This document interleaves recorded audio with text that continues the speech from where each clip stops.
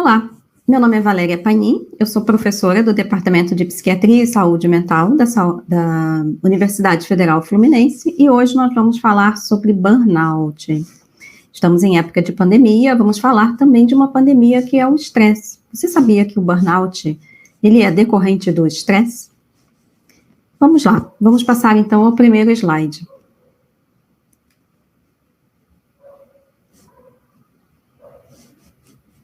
A síndrome do burnout, ela foi descrita pela primeira vez em 1959 e ganhou maior destaque com os trabalhadores da saúde mental em 74, mas na pesquisa mesmo, o maior enfoque foi dado a partir de 81, quando uma professora canadense, a Maslach, desenvolveu uma escala bem fácil de ser utilizada. Isso impulsionou muito as pesquisas sobre burnout em diversas áreas. O que é o burnout? O termo vem justamente de uma analogia de um aparelho eletrônico, aquele aparelho que trabalha até queimar, né? Esse aparelho, então, ele entra em burnout, é uma queima por desgaste. O burnout também tem uma associação com um certo distanciamento, uma indiferença ao meio após esse desgaste. Em geral, a gente tem uma pessoa em burnout, o burnout acontece quando eu vivencio um estresse de forma crônica e que não está sob o meu poder de administração. Em que situações a gente pode viver isso? Num ambiente de trabalho, se eu não tenho as ferramentas adequadas para o desenvolvimento do meu trabalho e eu sou cobrada ainda assim pelos bons resultados. Cuidando de pessoas, a gente sabe que a saúde nem sempre a gente tem o controle sobre as melhores práticas, sobre o adoecimento, sobre a recuperação das pessoas, isso nem sempre é possível, muitas vezes vivenciamos, então, o acompanhamento de pessoas que vão adoecendo e vão ficando cada vez mais graves e nos sentimos impotentes nessa situação. Então, cuidar de terceiros também pode levar ao burnout, pelo estresse crônico. O burnout em estudantes foi o último a ser descrito, e nós vamos ver quais são as principais causas de burnout em estudantes. Você deve estar aí se perguntando, mas estudante é a fase, eu me lembro quando eu era estudante, era uma fase tão feliz da minha juventude. Como é que alguém pode ficar em burnout enquanto estuda? Nós vamos ver que não é bem assim, existem estresse para cada faixa etária e para cada desafio que a gente enfrenta. Bom, a gente sabe que o burnout é bastante frequente em mulheres. Ele pode acontecer em homens também, mas ele é muito mais frequente no sexo feminino. A prevalência que a gente tem na população geral, ela varia muito. A gente tem ali, vocês estão vendo no slide, uma prevalência que varia de 10% a 53%. Essa ampla gama de prevalência, ela decorre muito dos instrumentos, da forma como as pessoas avaliam. Então, o que é o burnout? O burnout ele é descrito como uma síndrome tridimensional. Quais são as três dimensões do burnout? A exaustão emocional, a despersonalização ou cinismo e uma reduzida sensação de realização pessoal. Esse é o burnout descrito em trabalhadores de diversos cargos. Professores são os mais acometidos. Mas as pessoas que trabalham na saúde, de modo geral, serviço social, também são funções bastante a risco para o burnout. O que é cada uma dessas dimensões, para a gente entender do que está falando?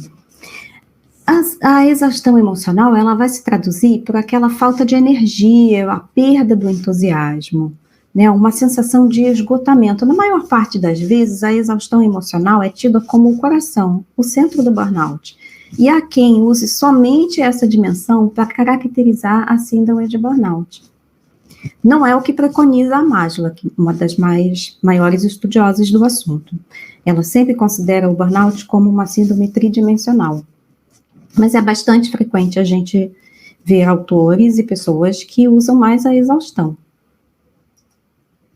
Bom, a segunda dimensão é essa despersonalização. Pode ser um pouco mais difícil da gente se familiarizar. Essa despersonalização aqui não é uma despersonalização que quem é aluno de cursos de pós-graduação em psiquiatria vai achar como definição lá na psiquiatria.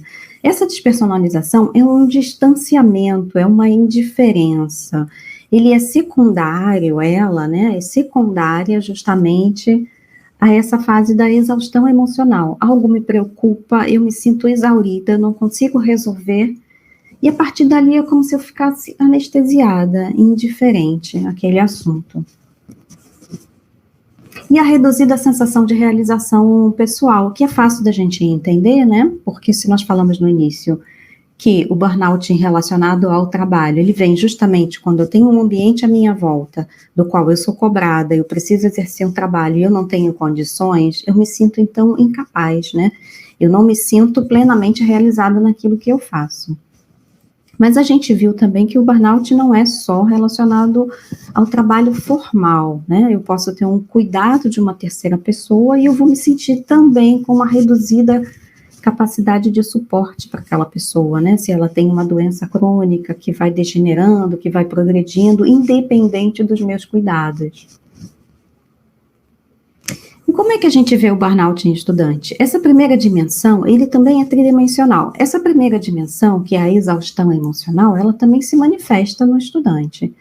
A única questão é que ali ela não é decorrente de um excesso de trabalho, mas é decorrente, sim, do excesso de estudos, né, do excesso de matérias, e pelo tempo que ele tem que dar conta, né. Então, existem alguns cursos que são mais, onde o burnout é mais prevalente, como os cursos da área de saúde, a medicina, sobretudo, porque é um curso em horário integral e o aluno tem que frequentar as aulas e estudar, além daquele horário. Mas eu posso ter estudantes sem burnout em diversos cursos. Às vezes a gente tem a pessoa que justamente faz um curso noturno ou à tarde porque ela trabalha o dia todo. Então, ela tem um excesso de atividades que superam a capacidade dela de dar conta naquelas 24 horas, certo? Então, a exaustão no estudante é essa sensação também de perda de entusiasmo pelo curso que ele escolheu, uma sensação de esgotamento, ele passa então a se desinteressar pelo estudo. Às vezes a gente vê isso, bons alunos, excelentes de alunos, né? E se sentem exauridos, esgotados e caem, perdem um pouco o rendimento. E o aluno passa então para o ponto seguinte, que é aquela sensação de baixa eficácia acadêmica, aquela sensação que por mais que eu estude, parece que eu não estou dando conta. Isso pode se refletir, de fato, nas notas, ou pode ser uma sensação pessoal. O que coloca os estudantes a risco para o burnout? Qual é a suscetibilidade, né, do estudante? Bem, quando a gente fala em burnout, em fatores que geram estresse, a gente tem sempre que considerar os estressores, os fatores pessoais, né? Algumas pessoas mais impulsivas, às vezes quando se vêem diante de tarefas que são mais prolongadas, né, e o resultado não chega a curto prazo, essas pessoas podem se sentir mais exauridas. Pessoas com baixo controle interno também. Mas não são só os fatores pessoais, né, que levam ao burnout. Para o desenvolvimento do burnout, a gente considera sobretudo o ambiente. Aquela mesma pessoa não exposta àquele ambiente, ou num ambiente mais acolhedor, mais agradável, menos estressante, não desenvolveria o burnout. Então, a satisfação com o ambiente de aprendizado conta bastante. As dificuldades financeiras também são bastante importantes, porque elas geram um pano de fundo, né? Se aquele aluno ele tem que trabalhar para se sustentar, isso para ele vai ser um estresse a mais. As relações também, né, pessoais no ambiente de estudo contam muito. Agora vamos falar um pouquinho diretamente sobre os alunos de medicina. Como a gente falou no início, o curso de medicina ele é um curso em tempo integral, com uma sobrecarga de aulas. Além disso, os alunos, à medida que eles vão progredindo no curso, eles vão tendo contato com os pacientes. E esse contato passa de um contato que é de aprendizagem, de contato com a doença, e às vezes, quando ele chega lá no internato, é até um contato de orientação ao próprio doente, né? Então, o aluno, ele tem uma sobrecarga de aulas, o aluno da medicina, ele tem o contato com pacientes com doenças graves, ele pode vir a ter relações conflituosas com staffs e professores, quando ele é, então, apresentado aos ambientes de estágio, e a medicina é um ambiente competitivo, né? A faculdade, ela tem essa característica de uma competição que se instala ainda na fase da pré-seleção, né, da seleção do curso. Bem, todos esses fatores, eles foram retirados de estudos, né? Então, quais são, a gente tem aí uma nota bonitinha, né? Mas quais são os principais fatores, as principais consequências do burnout em estudantes?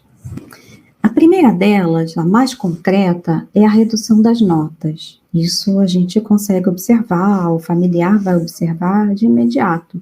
Mas tem muitas outras consequências que não são tão concretas, às vezes não são perceptíveis, né, por quem está do lado. Bom, a principal consequência, e a gente vai ver que prejudica bastante também a evolução do burnout, é o sono. O burnout prejudica e muito o sono. Ele também pode levar a outros transtornos de ansiedade, ao abuso de drogas, ao abandono do curso. Lembrando que a gente falou lá daquela sensação que faz parte do burnout, que é a baixa eficácia acadêmica? Então, eu posso achar que eu não sou capaz de dar conta daquele conteúdo, daquele curso, aquilo não é para mim, e eu posso abandonar o curso. A redução da empatia acontece muito na progressão, pode acontecer na progressão do curso de medicina e na carreira médica. A baixa motivação, a gente vai discutir um pouquinho mais sobre a questão da empatia um pouco mais adiante. A baixa motivação para aprender, né? Se eu acho que eu não consigo dar conta, se eu já estou no meu máximo, se eu já estou exaurida, eu não consigo achar uma motivação para seguir adiante. E o que nós vamos mais nos deter hoje aqui é sobre a relação entre a depressão e os pensamentos suicidas no burnout, como é que eles acontecem. Bom, estresse e sono, essa é uma equação bastante conhecida pelos estudantes de medicina e provavelmente acontecem também em outros cursos, onde a pessoa faz um curso em meio período, mas ela tem que trabalhar. Então, qual é a postura que se adota quase que imediatamente? Usar o período de sono, né? Aonde que eu posso estender o meu rendimento do dia? Naquele período no qual eu estaria dormindo. E aí é que mora o erro, né? Existe uma prevalência muito grande entre burnout e transtornos do sono. O burnout piora o sono e os transtornos do sono pioram ou podem levar ao burnout. Então, dormir mal não melhora o seu rendimento acadêmico. Na verdade, quando você está em débito de sono, você tem uma intensificação das reações emocionais negativas. O que é isso? Digamos que o mundo fica um pouco mais negro. Todas as notícias ruins, os fatos que não têm uma conotação muito boa, ou mesmo aqueles que são neutros, eles adquirem um aspecto muito pior na sua cognição. E o débito do sono, ele também prejudica a sua capacidade de resolver problemas, né? Então, o aluno tende a pensar que se ele tem uma prova amanhã, não vai dormir bem hoje ou na semana que vem, não, vamos compensar mais tarde. Na primeira noite pode ser que ele tenha algum ganho de aprendizado pelas horas extras, mas à medida em que eu vou somando esse débito de sono, vai aumentando, eu vou somando horas do período noturno nas quais eu não durmo, mas passo estudando, o meu rendimento cai. E é muito comum, né, o aluno achar que ele não está memorizando. Na verdade, ele está com uma redução da capacidade dele de atenção, justamente pelo débito de sono. Então, débito de sono e burnout, eles têm uma alça de relação bastante estreita. O débito de sono pode levar ao burnout. O aluno em burnout tem uma sensação de não estar rendendo a mesma coisa, e às vezes, de fato, não está.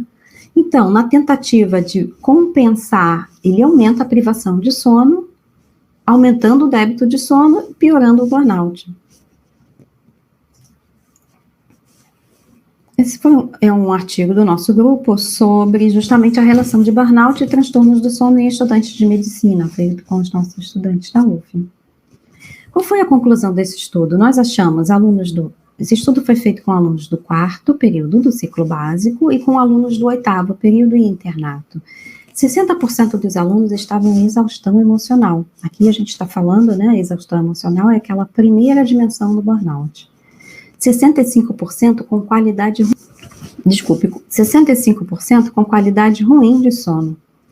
e 63% com sonolência diurna, que é um sinal indireto de um débito de sono. Nesse estudo, particularmente, pela relação que foi feita, nós vimos que a exaustão emocional tinha uma correlação e uma influência na sonolência diurna. Então, alunos com sonolência diurna, eles pontuavam mais no item de exaustão emocional, e alunos com exaustão emocional tinham mais sonolência diurna. A sonolência diurna, ela também interfere nas outras dimensões do burnout, interferiu no caso desse estudo, né? Aumentando a indiferença e diminuindo a sensação de eficácia acadêmica.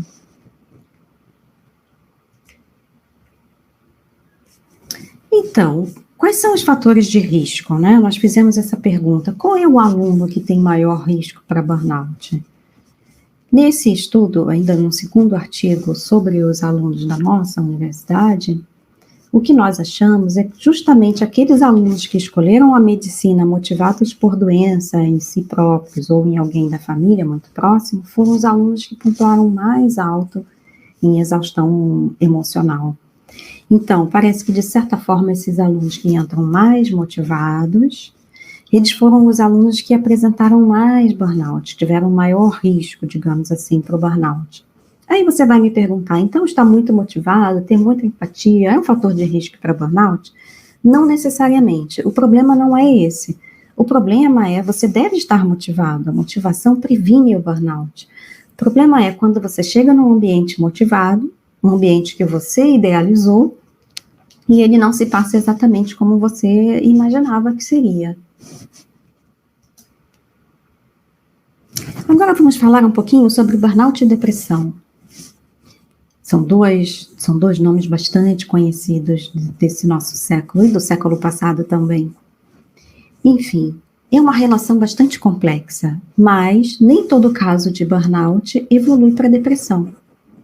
E nem a depressão precisa ser precedida por um quadro de burnout.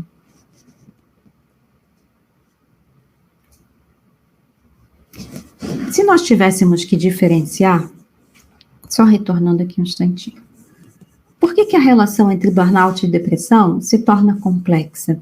Porque nós vemos no burnout sintomas que são muito parecidos com os sintomas que nós vemos em pacientes com depressão. Aquela sensação de exaustão, que às vezes é física, também acontece na depressão. O desânimo, a sensação de não conseguir ir adiante, de não se sentir capaz. E às vezes a tristeza, né, em decorrências. Então, são sintomas que a gente diz, ou sinais que ocorrem nas duas condições. Mas, diferentemente da depressão, quando a gente tira o meio, que é o causador do burnout, é um grande responsável, a vida daquele indivíduo se transforma.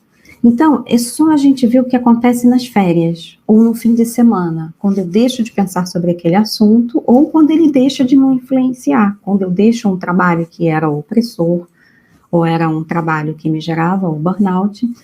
Então, a vida muda. Então, esse é um estudante durante o período letivo, e esse é o mesmo estudante quando entra de férias. Esse é um estudante no período letivo, esse é um estudante de férias. Percebe? A depressão, ela não é influenciável pelo meio exterior. Ela pode piorar, mas a melhora do meio à volta da pessoa não necessariamente leva a uma melhora da depressão. Na maior parte das vezes, isso não vai acontecer. Eu posso estar de férias no Caribe, se eu tiver num quadro depressivo, ele vai continuar, certo? E como a gente passa do burnout, depressão e ideação suicida? Como é que a gente chega do burnout à ideação suicida? Bem, isso vai depender da cronicidade do burnout, quanto tempo ele permanece na vida desse indivíduo, dos meios que ele tem de tratamento ou de suporte, se ele vai desenvolver um quadro depressivo. A gente viu que nem toda pessoa em burnout vai progredir para depressão, embora seja muito frequente a associação entre ambos. E dentre os pacientes e as pessoas que ficam deprimidas, uma parcela tem risco de suicídio. Não são todas as pessoas que deprimem que estão a risco de suicídio e nem que pensam sobre o assunto. Mas é bem verdade que muitas das ideações e das tentativas de suicídio vêm de quadros depressivos. Então, a gente precisa aprender a identificar o burnout, identificar os sintomas depressivos se a gente quer justamente prevenir a ideação suicida. Falando um pouquinho mais sobre a questão do suicídio no mundo, as taxas vêm aumentando. No Brasil não é diferente, ele segue essa tendência. E o que a gente vê aqui é justamente essa ocorrência de um pico entre indivíduos jovens. Percebe? Aqui são 20 anos, né? Nessa coordenada a gente tem a faixa etária e aqui a gente tem o percentual. Então, aqui em verde os países de baixa renda e aqui os países de renda mais elevada. Tem havido um aumento global, generalizado das taxas de suicídios em indivíduos mais jovens. E a gente está falando justamente do indivíduo que está indo para a faculdade nesse período. Não vamos dizer que é a faculdade ou o ensino que gera a ideação suicida, ok? Mas esse aluno, essa pessoa mais jovem, geralmente se encontra fazendo algum curso, ou na expectativa dele. O Brasil não é considerado um país de alto risco, de alta taxa de suicídio. Mas lembrando que nós somos um país muito grande, com um número muito grande de pessoas. Então, quando a gente considera os números percentuais, os nossos números se tornam elevados. Sobretudo porque números são pessoas sempre. Então, a nossa média está em torno de 5,5, que é considerado um risco, uma média baixa. E nós identificamos, já dos últimos 20 anos, dois picos, duas faixas que são as faixas mais acometidas. As pessoas mais idosas, acima de 70 anos, e as pessoas mais jovens. Até uns 20 anos atrás, se falava mais dessa faixa mais idosa, que eram as pessoas a risco para suicídio. Mas, como eu disse antes, tem havido uma tendência global de aumento de risco de suicídio entre os indivíduos mais jovens. E o Brasil tem acompanhado essa tendência. Um outro ponto para a gente esclarecer é que quando se fala em ideação, pensar em suicídio, tentar o suicídio, isso acontece com maior frequência nas mulheres. Mas o suicídio, a morte por suicídio, ela é muito mais frequente em homens. Lembrando que a gente falou lá atrás que o burnout, ele acomete muito mais as mulheres, talvez porque tenhamos essa dupla jornada, a estudante também tem uma dupla jornada, quando mora sozinha, de cuidar da casa, onde mora, ou de uma república. E as mulheres são mais propensas à depressão e a sintomas ansiosos, mas os homens têm um risco maior de suicídio. Então, a gente nós não devemos nunca subavaliar o risco de suicídio em homens, porque, na verdade, as taxas são maiores nos homens. Um ponto que gera muita angústia é justamente como lidar com a pessoa que pensa em suicídio, quando ele é um amigo seu, quando é seu filho, seu colega de classe. Como eu lido com essa pessoa que já tentou o suicídio, ou que está falando ou pensando em suicídio? A primeira coisa talvez o ponto mais difícil seja a gente controlar as diversas emoções, né, que eclodem, que surgem ali naquele momento. Então, o primeiro ponto é lidar com a própria ansiedade sobre o tema. Talvez ficasse mais fácil se a gente pensasse na ideação suicida como parte de um conjunto de sinais e sintomas de uma doença. Pensar em suicídio ou estar deprimido não é um estado no qual as pessoas entram ou querem estar. Acontece como qualquer outra doença clínica que a gente conheça. Então, vamos dar um exemplo aqui, por exemplo, se você tivesse, para facilitar o reconhecimento da depressão como uma doença, se você tivesse diante de um parente, um conhecido, um amigo, que sofreu um infarto, e você percebe que é uma doença que ameaça a vida, que é um quadro que ameaça a vida. E você percebe que ele não está se cuidando, ou que ele tem vários fatores de risco para um infarto e não está se cuidando. Você acharia que ele está se colocando voluntariamente numa condição de ter um infarto? Talvez pelo não cuidado. E o que você proporia para esse seu amigo? Você não diria para ele que ele precisa se cuidar? Que talvez fosse bom ele consultar um clínico, um cardiologista? Você talvez não contaria para ele de experiências positivas de tratamento ou de pessoas outras que você conheceu numa situação similar à dele e que melhoraram? Então, temos que tomar esse cuidado de não achar que a depressão e a tristeza são a mesma coisa. E de que pessoas que são jovens e estão iniciando um curso, têm uma boa condição de vida, que essas pessoas não podem estar deprimidas ou não podem estar em risco para suicídio, que isso é algo que depende da vontade de cada um, porque não é. Da mesma forma que não depende a cifra pressórica, o valor de pressão do hipertenso não depende da vontade dele, estar ou não deprimido, ter um comprometimento da vontade, não querer fazer coisas, não depende do paciente deprimido, certo?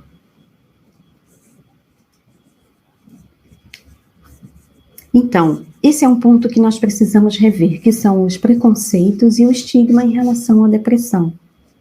Então, precisamos ver a depressão como uma condição, como uma doença, como qualquer outra, pela qual o indivíduo não pode ser responsabilizado, que tem sinais e sintomas, assim como a pressão alta, tem as cifras elevadas, a depressão tem a tristeza.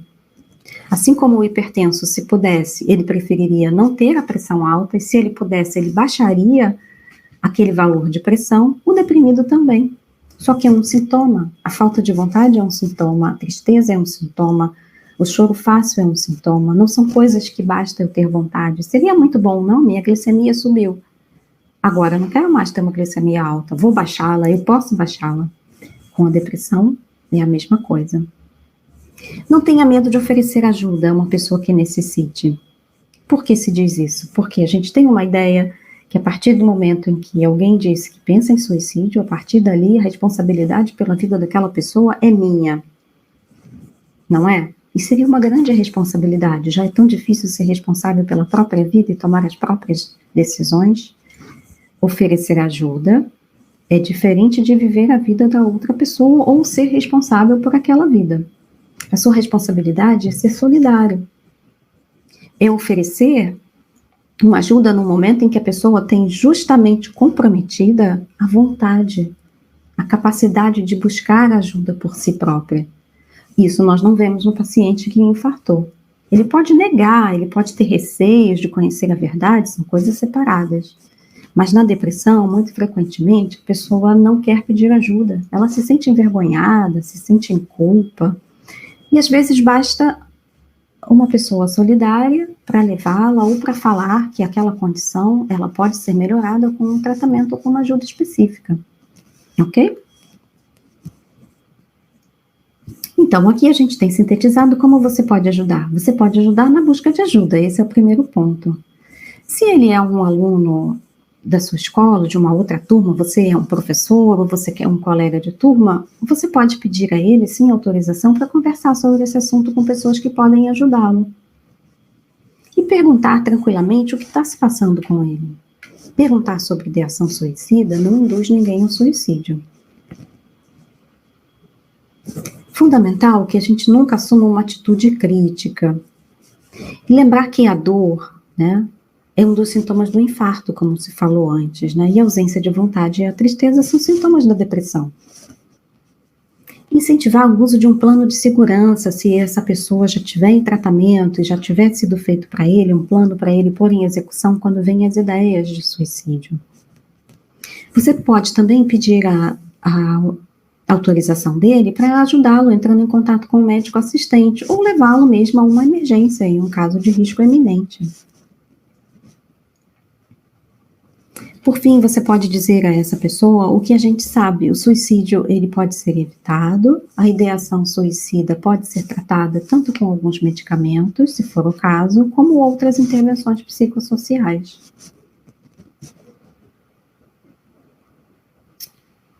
Para as pessoas que se sentem numa situação sem saída, pessoas que pensam em suicídio, é sempre interessante usar algumas estratégias afetivas. Se esse é um pensamento recorrente, você deve buscar ajuda, antes de mais nada.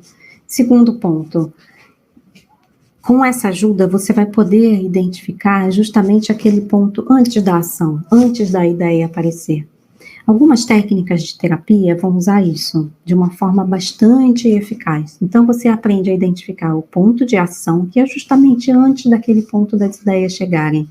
Às vezes é possível fazer dessa forma. Às vezes a gente tem que intervir quando a ideia chega. Quando você está mais entristecido, existe uma ideia super legal, que é algo que você pode fazer antes. A criação da sua Hope Box. O que é a Hope Box? É uma caixa onde você coloca, a caixa da esperança, né? Onde você pode colocar as coisas boas que você já fez.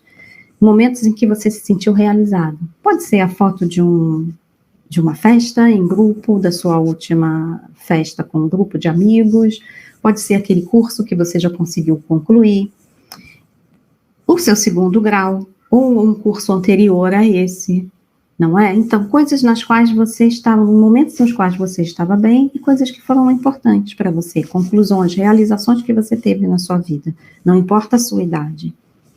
Então, você constrói essa caixa. E no momento justamente de maior desespero, onde vem aquelas ideias que você não se sente mais capaz de ir adiante, quando você se sente extremamente desesperançado, ou até antes de chegar a esse ponto, você pode, quando chega a tristeza, você pode abrir essa caixa e ver todas as realizações, tudo aquilo que você foi capaz de fazer até ali. Então, você se recupera de ânimo, você ainda é aquela pessoa, você pode voltar a ser aquela pessoa. Talvez você só esteja precisando de ajuda. Então, lembre-se de construir uma Hope Box. E só para terminando esse assunto, o suicídio é uma morte evitável. A gente na medicina trabalha com muitas doenças que são mortes evitáveis, né? O infarto é uma morte evitável, a doença coronariana é uma morte, a morte por infarto é uma morte evitável, e por várias outras condições também, né? Várias pessoas hoje sofrem de câncer, e câncer, em muitos casos, é uma morte ainda evitável, e a gente tem que começar a pensar o suicídio como uma morte evitável na maior parte das vezes. Falar sobre o tema não aumenta o risco de suicídio, esse é um mito que a gente precisa desfazer. E existem técnicas e intervenções que são eficazes para o controle das ideias de suicídio. Mas vamos voltar ao burnout, que foi o início na nossa discussão, para fazermos então o nosso fechamento. Como já dissemos, nem todo mundo que tem burnout vai desenvolver um quadro depressivo.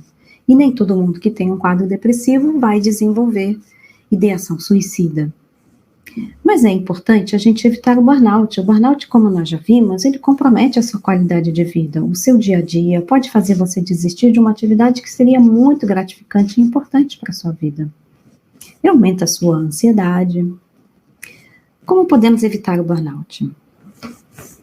Bom, quando o burnout ele está só relacionado a um meio e a um meio doente, talvez a melhor forma seja não frequentar aquele meio. Mas em relação, quando a gente fala de ambientes de trabalho, quando a gente fala em relação aos estudos, às vezes o estresse vem da forma como a gente encara e como a gente sempre faz as coisas, e talvez da forma como constroem as coisas.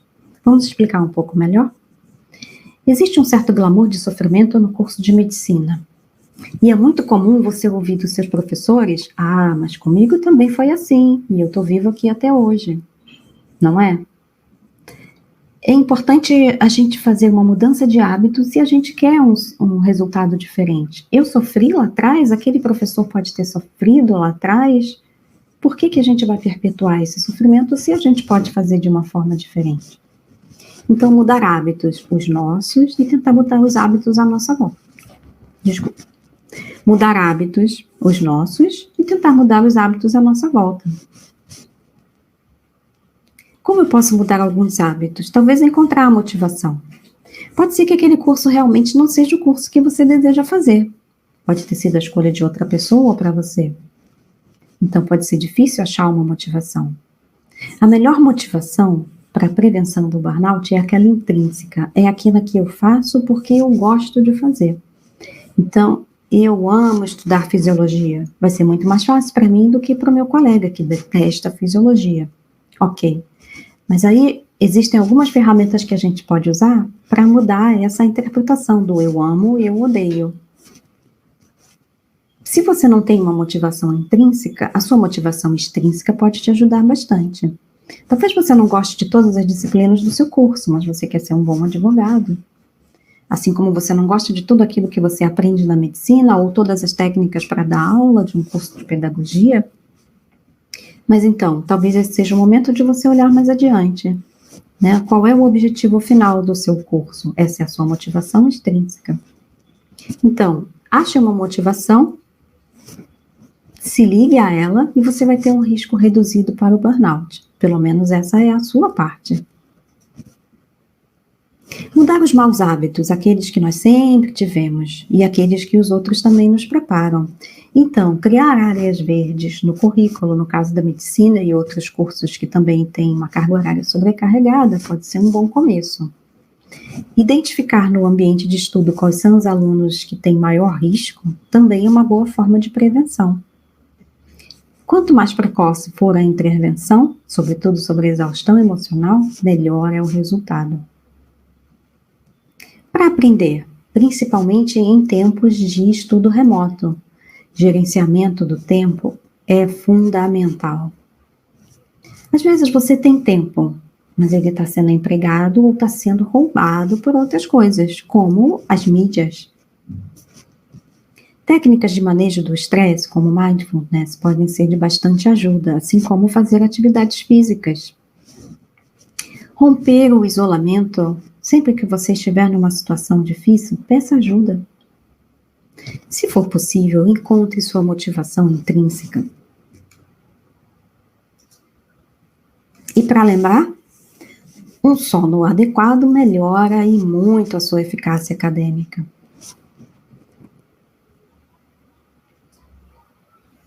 Bom, os artigos que foram citados aqui foram de um grupo de pesquisa que ainda existe. Os dados já foram todos colhidos, está sob a coordenação do professor Daniel Panin. Tivemos outros estudos publicados. E estes são os nossos alunos que já se formaram, estão felizes assim, porque essas são as fotos dos Facebooks, mas eles estavam em férias e espero que hoje eles estejam bem. Muitos já são residentes, alguns estão fazendo doutorado, e espero que eles vivam uma vida sem burnout. Muito obrigada.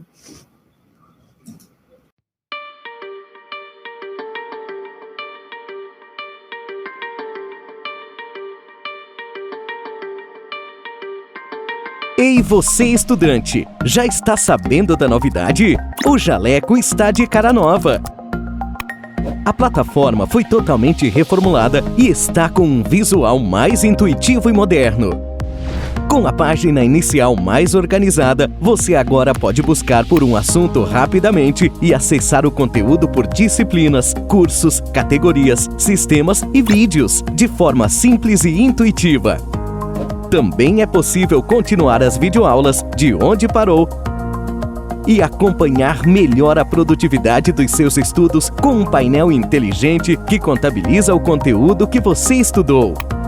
Além disso, o novo Jaleco tem o espaço Sala de Aula, para você fazer anotações em um caderno digital e acessar com mais facilidades os materiais extras, como os mapas mentais, resumos e e-books.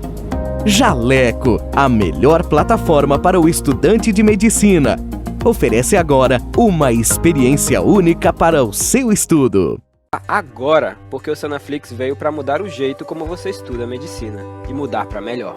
Primeiro, você pode confiar na gente. Nós somos o maior projeto de educação médica do Brasil. E não é só porque temos estudantes em todos os estados brasileiros e em 10 países no mundo. Nem porque tem estudantes de medicina em mais de 300 faculdades do Brasil usando o Sanaflix. É porque temos uma equipe de mais de 150 pessoas trabalhando para melhorar a qualidade do seu estudo e a maneira como ele chega até você. Nós nascemos da vontade de revolucionar a maneira como você tem acesso à educação médica. A gente acredita que o valor que você dá para a oportunidade de estudar com a gente é o investimento no profissional médico que você vai conseguir ser. Por isso, é importante que você possa acessar a gente de onde estiver.